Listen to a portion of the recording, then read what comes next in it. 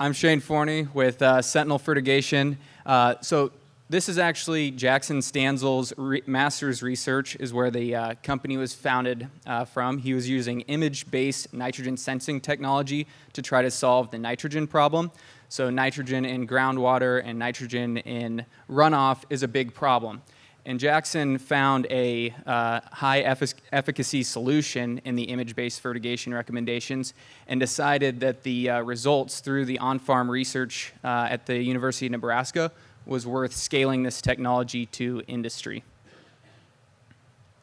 The way Sentinel Fertigation's in-time platform works, it's a software as a service that takes satellite imagery from two providers, Planet at near daily frequency and Airbus imagery at about bi-weekly, and it ingests that data and makes analytics. So using a paired plot calibration technique, we can actually isolate out the impacts of nitrogen and assign a crop nitrogen status to the crop we're looking at.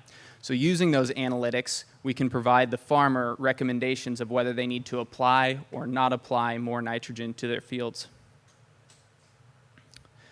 So a little bit of commercial traction. We started out in 2022 as our first commercial season. We were on nearly 8,000 acres across 23 farms with 3 certified service providers. After 2022, 56% we had a 56% increase in acres from our farmers with 70% farm retention, and actually 19% of our farmers that used us in 2022 then in 2023 enrolled all of their irrigated corn acres with us. So we felt really good about that. That led to 2023. We're on over 18,000 acres across 74 farms with 22 certified service providers.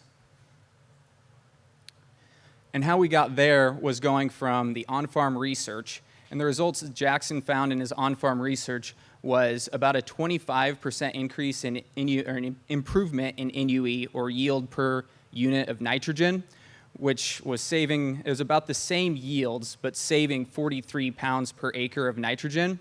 And so that saves a farmer about $22 per acre.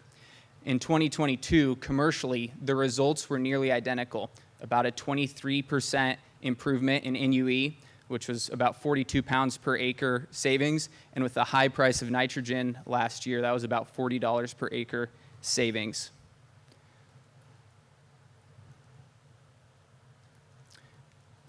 As the theme has been, so we have really built this with farmer feedback. Jackson taking the feedback from the on-farm research farmers that helped take it from research to commercial has really helped us. And now in 2023, we're in 16 precision nitrogen management trials through the UNL Extension Agency.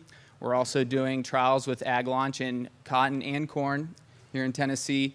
We're also doing our own trials in rain-fed corn production, and then we have USDA trials in cotton and an LTAR study with the USDA. And so we're taking all of that feedback and using that to help us improve the end-time platform. Because as we noticed, there were some issues, learning opportunities. So the top field, I'll direct your eyes up here to this kind of color map. This top field was a field that was a low nitrogen study in 2022 from the University of Nebraska.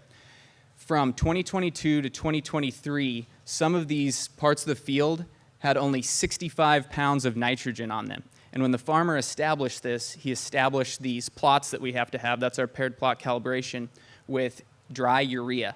This field was also in a D4 drought. There was almost no plant available nitrogen, and as you can see in the middle picture, it stunted the crop. Now this lower field, field 2, was less than 70 miles away. Same situation. 2022 was in a low nitrogen study with the University of Nebraska, and then managed by Sentinel Fertigation in 2023. But the farmer established his paired plot calibration with liquid nitrogen, giving the plant some plant available nitrogen in the early season. So what we learned, if there's no early season plant available nitrogen, the crop can be stunted.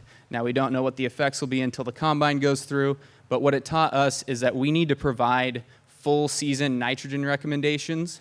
So helping the farmer make sure there's enough plant available nitrogen on early on to get that crop to canopy.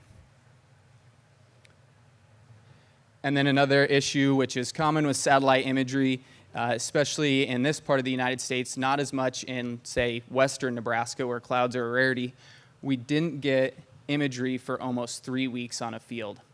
So not having imagery, the in-time platform is not able to make recommendations whether the crop needs more nitrogen or not. So our solution that we have proposed and are working on is an on-demand, model-driven recommendation to end time. So we will use a lightweight model in the back end of the software to predict where the crop should be, and if we don't have imagery, we can plug in those dates and have it help us predict in these types of spans where we go 2, maybe even 3 weeks without an image, whether we need more nitrogen on the crop or not. The other thing we're doing is expanding outside of corn. So we're commercially available in corn, but we are doing trials in potatoes, popcorn, oats, cotton, soybeans, rye, and not shown here, we have forage trials going on as well. So as part of our Series Seed product maturity objectives, we have already created our in-time app. We're just working on adding functionality to that, like seeing the imagery and some of the other functionalities that are only available right now on the web platform. We're trying to demonstrate in-time's effectiveness in other crops and rain-fed productions, kind of like rain-fed production like I mentioned earlier.